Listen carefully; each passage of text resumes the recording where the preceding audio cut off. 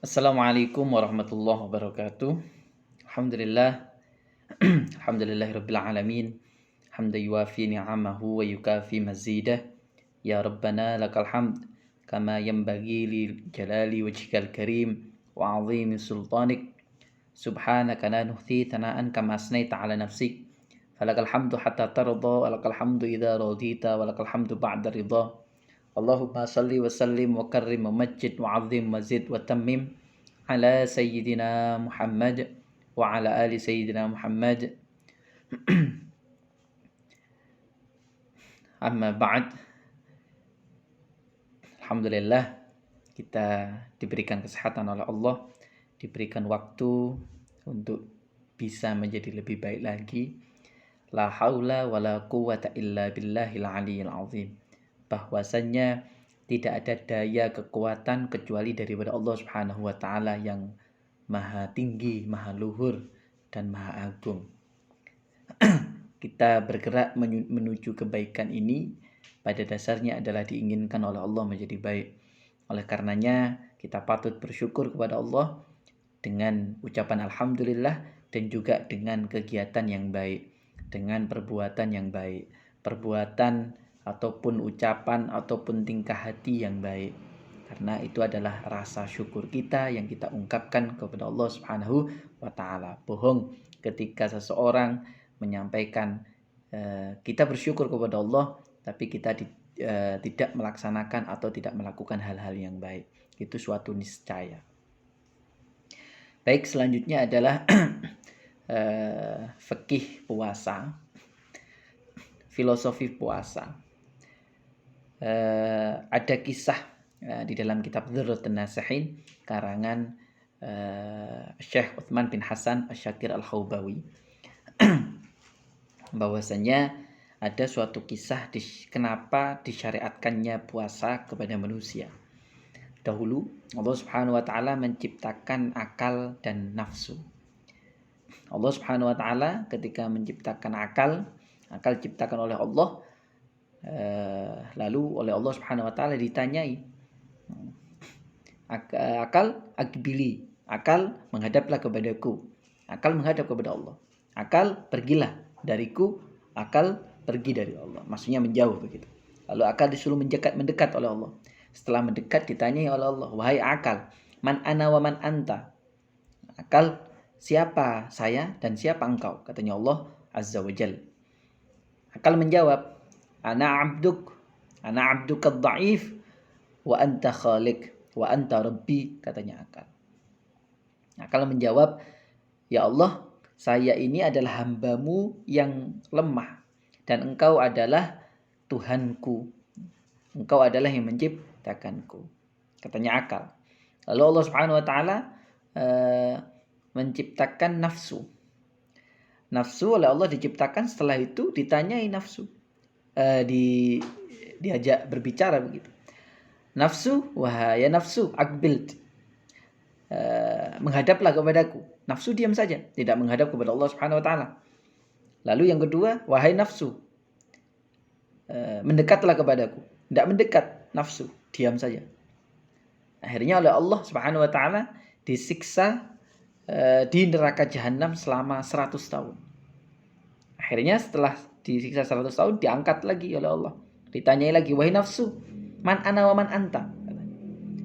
Ya nafsu, siapa diriku dan siapa kamu? Katanya Allah Azza wa Jalla. Lalu nafsu menjawab, ana wa anta. Saya dan engkau, katanya nafsu.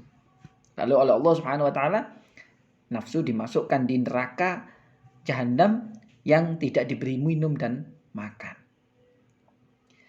Lalu sebelum 100 tahun masa siksaannya tadi selesai, nafsu sudah tidak kuat. Lalu dia dipanggil oleh Allah, menghadap kepada Allah. Ditanyai nafsu tadi, wahai nafsu, man ana wa man anta? Nafsu, siapa diriku dan siapa kamu? Katanya Allah Azza wa Jalla. Nafsu menjawab,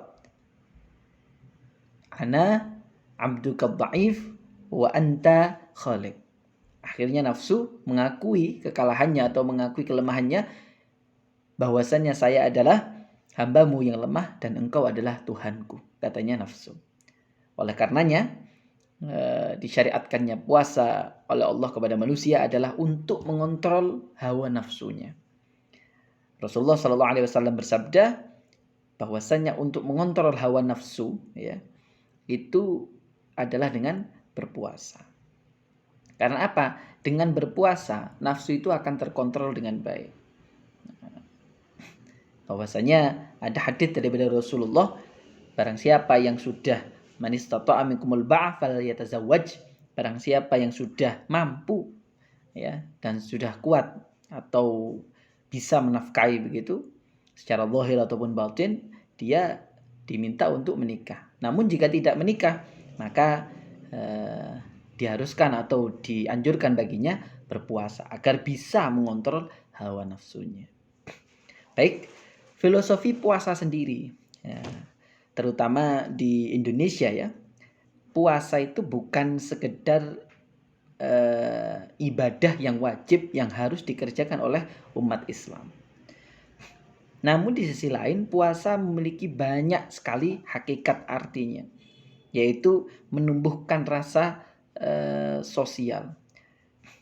Di Indonesia sendiri banyak, ya, di dalam bulan puasa, bulan Ramadan itu banyak sekali kegiatan-kegiatan yang sangat baik sekali. Yang pertama, ya, darusan. Yang kedua, silaturahim. Ketiga, ziarah kubur, ya. Yang keempat, tarawih.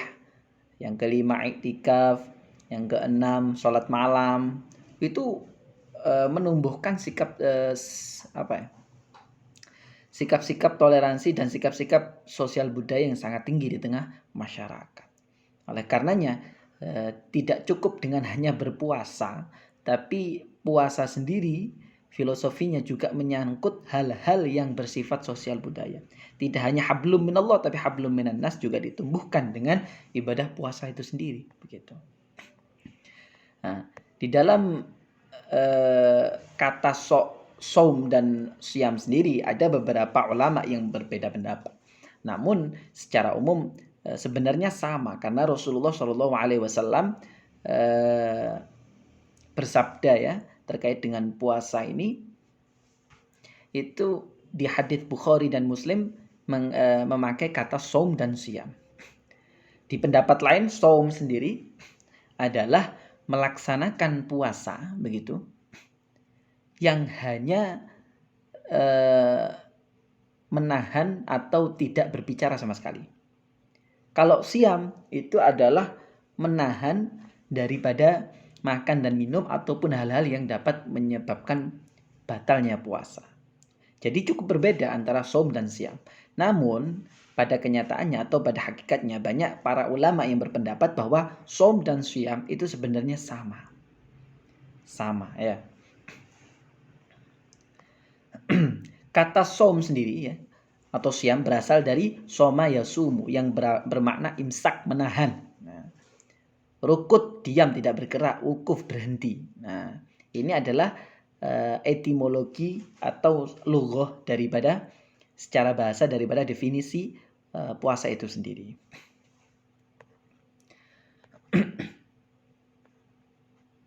Selanjutnya, nah, ini terkait dengan hadis penggunaan saum dan siam daripada keterangan Rasulullah SAW. Kullu amal ibni Adam lahu illa siyam fa innahu li wa ana ajzi bih. Ini diriwayatkan daripada Imam Bukhari Muslim. Namun ada redaksi lain yang diriwayatkan oleh Imam Bukhari memakai kata saum. Kullu amal ibni Adam lahu illa sauma fa innahu li wa ana ajzi bih. Semua amal daripada Bani Adam, ya, keturunan Bani Adam, ya, Nabi Adam alaihi salatu wassalam, itu kepada Allah Subhanahu wa taala. Illa siyam fa innahu li wa ana jazibih. Nah, jadi semua amalnya Bani Adam itu kembali kepada manusia itu sendiri, begitu. Kecuali puasa. Kalau puasa ini untuk Allah Subhanahu wa taala azza wa jalla, dan Allah lah yang akan memberi pahala terkait dengan hal itu, balasan kepada orang yang mengerjakan. Nah, rukun-rukun berpuasa sekarang. beberapa ketentuan dalam perkara niat. Yang pertama rukun puasa yaitu niat. Ya. Karena niat ini penting sekali. Ini ada hadis Rasulullah SAW, malam yubayyitin niyah qabla al-fajr fala siyamalah. Barang siapa yang tidak berniat di malam hari sebelum fajar, maka sama sekali tidaklah puasa itu sah baginya. Maksudnya adalah barang siapa yang tidak niat malam hari pokoknya sebelum fajar itu terbit ya, maka tidak sah. Dalam hal ini para ulama menyampaikan melafalkan niat itu sendiri seperti yang malam-malam biasanya nawaitu summa ghadin an adai fardu syahri ramadhana hadis sanati fardalillahi ta'ala. Ramadhana hadis sanata boleh, Ramadhani hadis sanati, Ramadhana hadis sanati boleh. Menurut ketentuan i'rab atau nahwu sama saja boleh itu terkait dengan alasannya ya. Melafalkan hal itu ya, itu sunnah. Tapi kalau niat ini kan letaknya di dalam hati, begitu. Selama ada kerentek atau ada keinginan ya, saya besok akan puasa. Lah itu sudah menunjukkan niat. Namun kalau tidak adanya niat, maksudnya tidak ada kerentek puasa ya, setelah buka diem toh, tidak ada pemikiran besok akan puasa, diem toh. Di dalam hati juga nggak berkehendak niat puasa, diem saja. Atau mungkin dia tidur setelah sholat maghrib begitu, bangun sholat tarawih, tidur lagi terus sampai subuh, tiba-tiba bangun subuh. Nah itu kan nggak niat namanya. Nah, dia belum sempat niat begitu. Nah itu yang nggak sah. Jadi melafalkan niat itu sunnah begitu.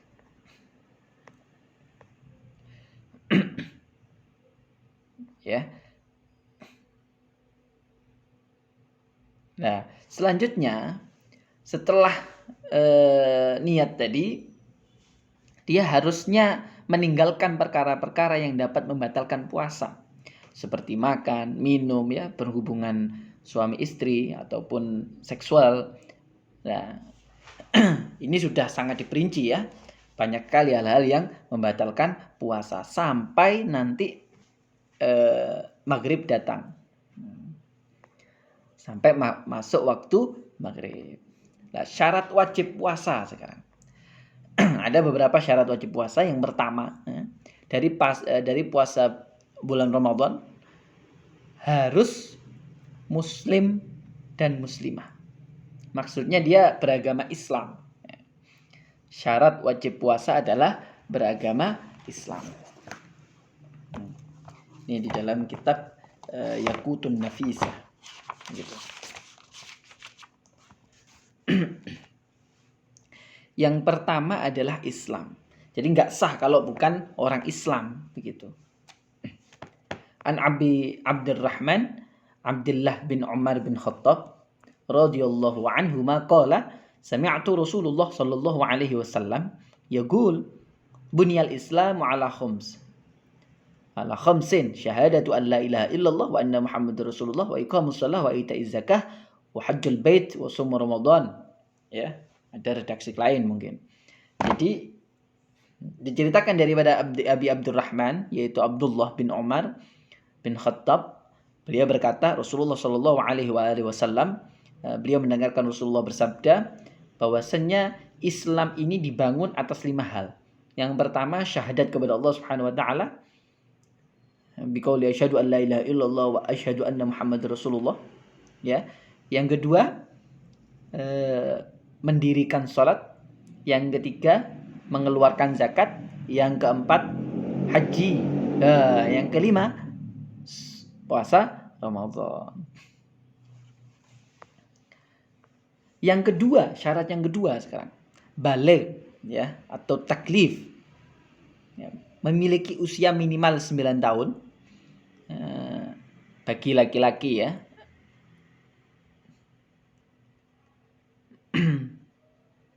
Atau sudah keluar mani gitu. Ihtilam, mimpi lah bahasanya. Jadi walaupun belum 9 tahun ya, dia sudah 15 tahun ya, dia sudah harus puasa karena itu sudah mukallaf baginya. taklif ya. Syarat yang ketiga sekarang, memiliki akal yang sempurna. Itaqah, tidak gila. Beda kalau ada hal ini kurang waras begitu, dia nggak wajib puasa. Harus mempunyai akal yang sehat ya. Yang keempat, kuat menjalankan ibadah puasa. Sehat ya, sehat begitu. Dia nggak sakit ya. Pokoknya sakit yang mungkin kalau puasa dia nggak kuat. Bukan sakit udun ya, bukan sakit panu ya. Sakit panu saja sudah nggak puasa. Ini bahaya. Istahzi namanya. Bercanda itu, bercanda dengan Allah Subhanahu wa taala. Nggak boleh. Syarat yang kelima, mengetahui awal bulan. Mengetahui awal bulan Ramadan yang telah masuk baik secara hitungan kalender Hijriyah ataupun Qamariyah. Ini mengetahui. Jadi ada informasi dari pemerintah. Kalau nggak tahu, masuknya nih moro-moro puasa loh. Nggak sah. Makanya ini syarat sahnya, syarat wajibnya puasa. Kalau sudah tahu masuknya puasa bulan Ramadan, maka dia wajib. Kalau belum tahu, ya nggak wajib. Contoh, mungkin dia di tengah-tengah pulau yang nggak ada informasi sama sekali begitu. Dan dia nggak tahu kalau itu sudah masuk bulan Ramadan, ya nggak wajib. Kalau dia tahu kalau masuk bulan Ramadan, ya berarti wajib begitu ya. Sumu liru'yati waftiru liru'yati fa in ghumma 'alaikum fa akmilu 'iddata Sya'ban 30. Berpuasalah dan berbukalah karena melihat hilal.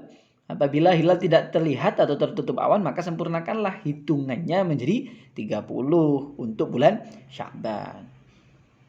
Kalau orangnya tidak tahu, tidak paham, ya ikut saja taklid. Ya, ikut kepada orang-orang yang paham, para ulama, pemerintah ya yang sah. Selanjutnya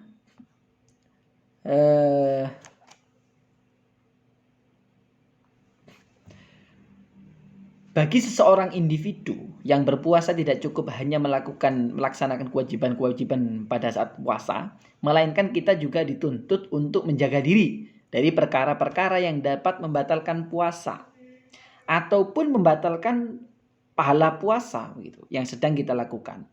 Dalam kitab Fathul Gharib telah dijelaskan beberapa perkara yang membatalkan puasa. Yang pertama, sampainya sesuatu ke dalam lubang tubuh seseorang yang berpuasa dengan sengaja.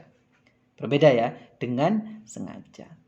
Tapi mungkin ada yang tidak sengaja tapi caranya sengaja. Contoh, saya mau mandilah. Nah, mau berenang begitu. Nah, dia kemasukan air. Nah, itu batal karena mandinya sudah sengaja. Nah, jadi mandinya itu sudah sengaja. Dia batal. Ya. Baik melewati hidung ya. Untuk keterangan ini sudah saya share dengan mungkin tadi ada yang saya berikan informasi terkait dengan hal yang membatalkan puasa. Yang kedua, mengobati dengan cara memasukkan obat seperti pil, cairan dan sejenisnya melalui salah satu dari dua jalan, yaitu kubul dan dubur. Ya, melalui dua jalan. Terkait dengan infus ya, itu berbeda pendapat para ulama. Ada yang menyampaikan kalau itu infus obat boleh. Tetapi kalau itu infus makanan batal. Nah, ini ada yang menyampaikan seperti itu. Ada yang menyampaikan saking ikhtiatonnya ya, saking hati-hatinya, tidak boleh semuanya. Tidak boleh semuanya. Maksudnya apa? Ya harus batal begitu. Kalau ada yang memasukkan sesuatu ya batal. Jadi nggak usah puasa sudah, karena juga sakit, ya kan? Begitu. Yang ketiga, muntah dengan sengaja ataupun karena disengajakan. Nah ini. Ya, contoh mungkin dikitik-kitik gitu ya, dibuat geli gitu akhirnya dia nggak kuat muntah, mungkin ya mungkin. Ya itu juga menyebabkan batal puasanya. Keempat, berhubungan badan antara suami dan istri pada siang hari bulan Ramadan. Nah ini nggak boleh, malah dosa ini. Dosa. Ya harus didenda. Kelima, keluarnya air mani ataupun sperma dari orang yang melaksanakan ibadah puasa. Perlu diketahui ya, walaupun berhubungan itu tidak keluar mani ya, berhubungan itu tidak keluar mani, tetap dia dihukumi batal. Ataupun tidak berhubungan tapi keluar mani, batal. Kecuali mimpi. Nah, kalau mimpi ada yang menyampaikan tidak batal begitu, namun wajib mandi, jadi boleh. Tapi kalau disebabkan dengan kesengajaan ya, itu yang dapat membatalkan puasa. Keenam, keluarnya darah haid. Nah, haid bagi seorang perempuan atau nifas ya, ini yang batal. Ketujuh, gila. Dia gila atau enggak tiba-tiba hilang akalnya begitu, nah itu batal. Semaput gitu ya, pingsan, batal. Kedelapan, murtad. Nah, ini yang enggak sah puasanya. Tiba-tiba murtad ya, enggak boleh, keluar daripada Islam. Jadi orang yang keluar daripada Islam dia harus segera masuk ke Islam lagi. Kalau enggak berdosa besar. Puasa hari syak ini. Nah, la tasumu qabla Ramadan sumu liru'yati waftiru liru'yati fa in hala bainakum wa bainahu sahabun fakmilu iddata sya'ban 30 yawman wa la tastaqbilu asy-syahra istiqbalan wa fi riwayah wa la tastaqbilu Ramadan bi shaumi yaum Sya'ban. Bahwasanya puasa 29 hari ke-29 atau 30 Sya'ban itu makruh dan nggak boleh dilaksanakan. Karena apa? Karena pada saat itu masih belum bisa ditentukan apakah itu masih Sya'ban ataupun bulan Ramadan. Itu puasa itu nggak boleh. Ya. Jadi harus memang benar-benar menunggu hilal ataupun perhitungan hisab terkait dengan penentuan awal bulan Ramadan. Kalau memang tanggal 29 Sya'ban itu tidak dilihat begitu, tidak bisa dilihat, tanggal 28 tidak bisa dilihat, 29 ya berarti harus disempurnakan sampai 30 hari di bulan Sya'ban. Baru berarti tanggal 31 atau tanggal setelahnya tanggal 30 Sya'ban itu adalah bulan Ramadan. Jadi malamnya sudah harus siap untuk berpuasa. Nah, ini etika berbuka puasa ya. Jadi ketika berpuasa terdapat beberapa kesunahan. Yang pertama, menyegerakan puasa. Jadi setelah adzan ya, adzan Allahu Akbar itu segera menyegerakan puasa atau takjil namanya ya. Orang-orang menyebutnya takjil. Itu takjil itu artinya ajala, yang artinya menyegera begitu. Menyegera untuk berbuka puasa. Itu hukumnya sunnah. Sunnah ya. Makanannya bagaimana dengan takjil ini? Nah, katanya Rasulullah bisa takjil dengan yang manis-manis atau kurma. Kalau nggak ada, air. Itu sunnahnya. Ya. Tidak perlu berat-berat dulu. Walaupun memang ada beberapa yang langsung makan nasi ya, gitu. Boleh langsung makan nasi boleh. Makan sahur lah, berbeda dengan puasa. Kalau buka puasa, kalau sahur ini harus diakhirkan. Rasulullah Shallallahu Alaihi Wasallam bersabda, "Ajilul iftar wa akhirus sahur." Nah, bersegeralah kalian dalam berbuka puasa dan akhirkan sahur. Sahur ini sunnah. Karena terdapat banyak sekali kebaikan di dalamnya. Entah itu kebaikannya hakiki, hakikat, ataupun kebaikan yang zahir. Kebaikan zahirnya dengan sahur yang akhir, kita akan merasakan jisim atau jasad kita atau badan kita akan lebih fit begitu. Untuk menjalani puasa 12 jam itu. Kalau di Indonesia, tapi kalau di beberapa daerah memang ada yang sampai 12 jam lebih begitu. Jadi banyak kebaikan di dalam sahur sendiri. Terlebih ini juga perintah daripada Rasulullah dan itu adalah suatu kesunahan yang akan mendapatkan pahala. Selanjutnya imsak dan waktunya. Nah, di dalam surat Al-Baqarah ayat 187 yang berbunyi A'udzubillahi minasyaitonirrajim Bismillahirrahmanirrahim. Wa kulu washrabu hatta yatabayyana lakumul khaytul abyadu minal khaytil aswadi minal fajr.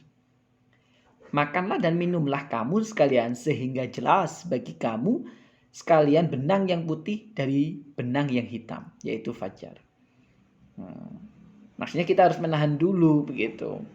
Ada waktunya imsak, ditahan dulu gitu, untuk memasuki waktu subuh. Kalau enggak diamblas terus, ya bahaya. Apakah imsak itu sudah haram makan? Bukan haram makan. Waktu imsak itu boleh makan, cuman kita harus hati-hati begitu. Kalau enggak amblas nanti, ya. Hal yang merusak atau membatalkan puasa. Ada beberapa perkara yang dapat membatalkan puasa dalam pandangan 4 mazhab. Yang pertama, sampainya sesuatu atau benda ke dalam rongga badan, mulut dan hidung dengan adanya unsur kesengajaan. Sekali lagi dengan adanya unsur kesengajaan. 2, masuknya benda seperti obat ya ke dalam otak, kepala ataupun rongga badan, kubul dan dubur dengan adanya unsur kesengajaan. Ketiga, suatu atau benda yang masuk ke dalam rongga badan dengan sendirinya serta dihindari sebagai bentuk antisipasi seperti air hujan. Kalau sengaja ya, maksudnya kalau nggak sengaja ya memang terpaksa begitu ya nggak apa-apa, nggak batal begitu. Muntah yang disengaja ya, dan air muntah itu memenuhi mulut seseorang yang muntah tersebut, itu yang nggak boleh. Berhubungan suami istri dengan sengaja walaupun tidak keluar mani, ya. Ini tidak boleh, batal. Berhubungan suami istri atau jima pada siang hari bulan Ramadan tidak hanya dapat membatalkan puasa, akan tetapi dianggap sebagai sebuah kedurhakaan. Ini yang harus digarisbawahi. Dan orang-orang yang melakukan hal tersebut dikenakan denda atau kafarat, ya, di dalam fikih Imam Syafi'i. Yang keenam, hal yang membatalkan puasa adalah mencium atau istimta pada siang hari. Nah, ini nggak boleh. Sehingga menyebabkan keluarnya air mani. Ataupun mungkin tidak istimta saja. Maksudnya tidak mencium saja. Mungkin jadi dia memang sengaja mengeluarkan mani itu. Dengan cara apapun ya. Dengan cara melihat film porno dan sebagainya. Nah, itu juga bisa membatalkan puasa.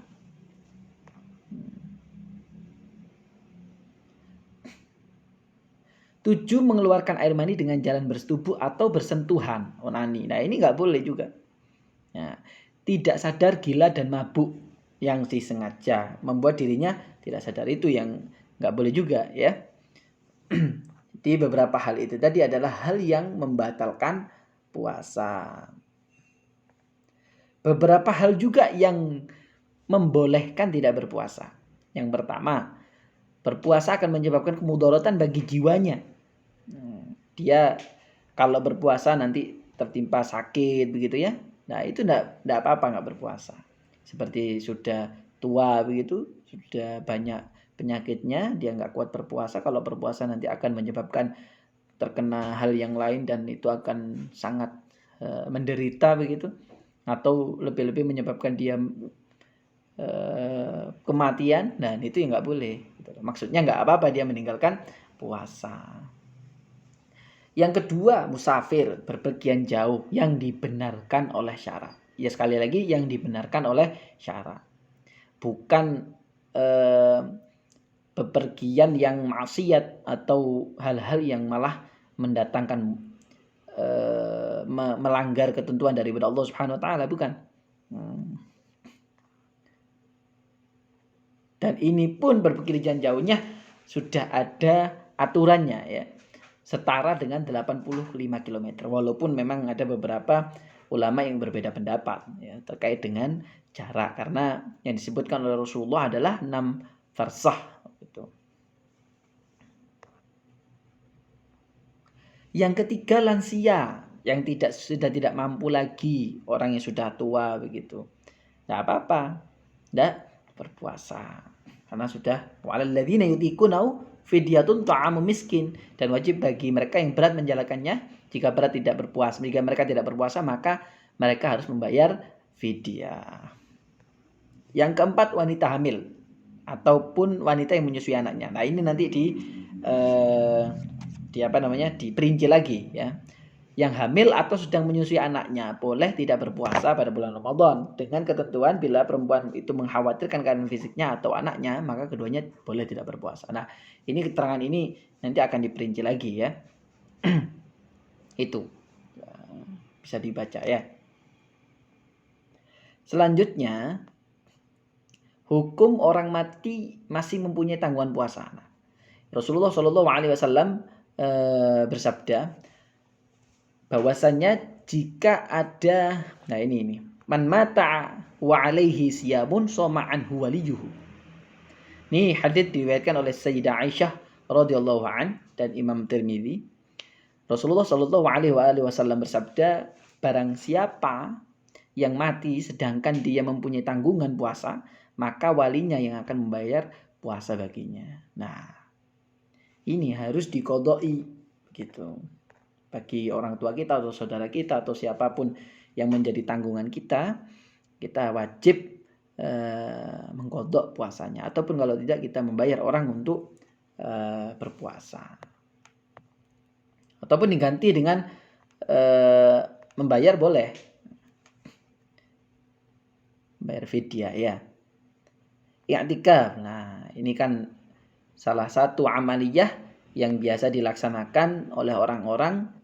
Lebih ini adalah anjuran daripada Rasulullah dan sunnah Rasulullah terkait dengan puasa ini. Jadi banyak-banyak beriktikaf di masjid ya.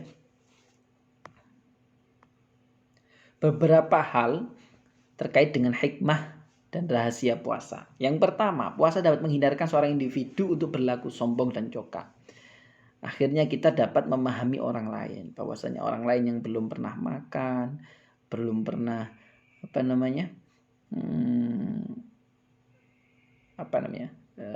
enak-enakan begitu. Kita akan merasakan penderitaan orang lain dan akhirnya memunculkan sifat kasih sayang antar sesama. Lebih peka terhadap orang lain ya. Puasa dapat mengantarkan orang yang melakukannya untuk menyerupai bahkan mengungguli sifat-sifat para malaikat. Masya Allah.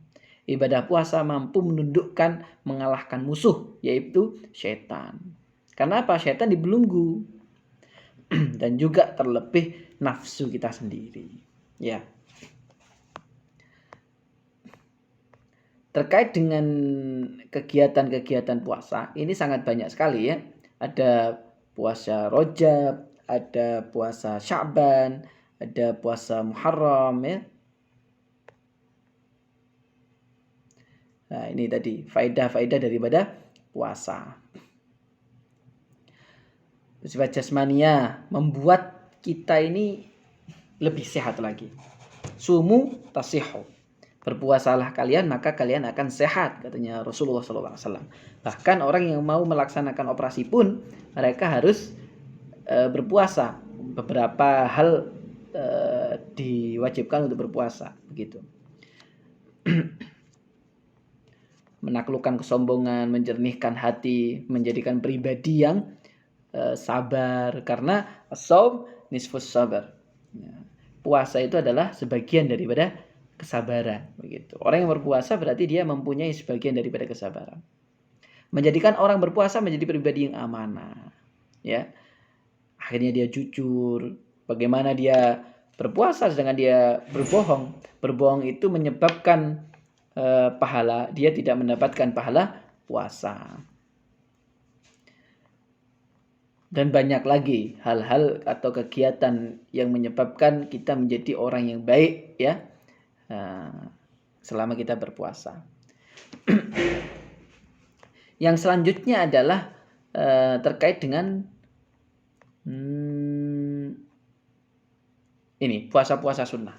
Ada beberapa macam puasa ya. Yang pertama puasa wajib. Puasa wajib ini bulan Ramadan dan juga bulan puasa nadar atau puasa qadha. Ya. Yang puasa sunnah ini ada banyak. Ya, yang pertama puasa hari Arafah, hari Asyura, 6 hari setelah bulan Ramadan yaitu bulan Syawal, ya. Sesudah Idul Fitri pastinya ya. Puasa hari nisfu Sya'ban, Mute atau Ayyamul Bid. Sekarang puasa besok tidak, sekarang puasa besok tidak ya. Yaitu pada tanggal 13 Daud itu tadi. Yang Ayyamul Bid adalah 13, 14, 15 bulan Qamariyah pada setiap bulannya. Bulan Hijriah maksudnya. Dan juga pada setiap hari Senin dan Kamis setiap minggunya. Banyak terkait dengan anjuran-anjuran oleh Rasulullah SAW terkait dengan bulan puasa ini. Ya, sekarang hari-hari yang diharamkan puasa. Kalau tadi kan ada puasa sunnah, puasa wajib. Nah sekarang atau hari-hari atau waktu-waktu yang diharamkan untuk berpuasa. Apa saja? Yang pertama, Idul Fitri. Yang kedua, Idul Kurban atau Idul Adha. Yang ketiga, hari Tasyrik, yaitu hari tanggal 12, 11, 13 Zulhijjah. Itu yang tidak boleh berpuasa. Rasulullah Shallallahu Alaihi Wasallam bersabda, "Naha Rasulullah Shallallahu Alaihi Wasallam an siyami yaumaini, yaumin adha wa yaumil fitr." Nah, hikmah diharamkannya bulan-bulan tersebut itu banyak hal ya. Yang pertama, dalam Al-Quran menggunakan sigat nahi amar, nahi dan mungkar itu. Maksudnya dilarang dan diperintah. Sebuah perbuatan, sebuah perkara diperintahkan pasti memiliki faedah kebaikan bagi diri kita. Dan sebuah larangan disampaikan karena itu adalah sebuah batasan yang harus kita hindari. Karena berbahaya dan rendah nilainya di mata Allah bila dikerjakan. Begitu juga dengan larangan berpuasa pada hari-hari yang telah dijelaskan di atas.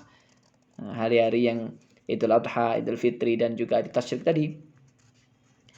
Jelas karena alasannya hari raya Idul Fitri, Idul Adha ini momentum umat Islam dianjurkan untuk menampakkan kesenangan, kelapangan, ya, dan juga beristirahat nafsunya ini. Jadi nafsu itu tidak harus dibunuh, tapi dikontrol. Kalau dibunuh nggak bisa, karena nafsu itulah manusia itu akan derajatnya lebih tinggi daripada malaikat. Jadi memang dikontrol, ya. Nah, sedangkan di Tasyrik ya diharamkan mengingat para jamaah haji saat ini sedang sibuk mempersiapkan kepulangan mereka ke tanah air. Puasa pada saat ini diharamkan secara umum kepada seluruh kaum muslimin, tidak hanya diharamkan untuk kaum muslimin yang sedang melaksanakan haji. Di samping itu, dengan tidak puasa pada hari Tasyrik ini diharapkan orang-orang tidak melakukan ibadah haji mengingat mereka yang melakukan ibadah haji agar rindu kepada mereka yang pada akhirnya berziarah bersama ke makam Rasulullah SAW. Bahwa hari Tasyrik ini adalah momentum ibadah kurban yang dimana pelaksanaan penyembelihan hewan kurban masih diperbolehkan mulai setelah pelaksanaan sholat Idul Adha sampai tanggal 13 Hijriah. Mencicipi daging kurban itu yang penting ya. Jadi mungkin itu dari saya. Nanti untuk zakat akan saya buat video tersendiri. Cukup dari saya. Terima kasih. Silakan itu dipahami dengan baik. Jika ada yang ditanyakan silakan menghubungi saya. Wassalamualaikum warahmatullahi wabarakatuh.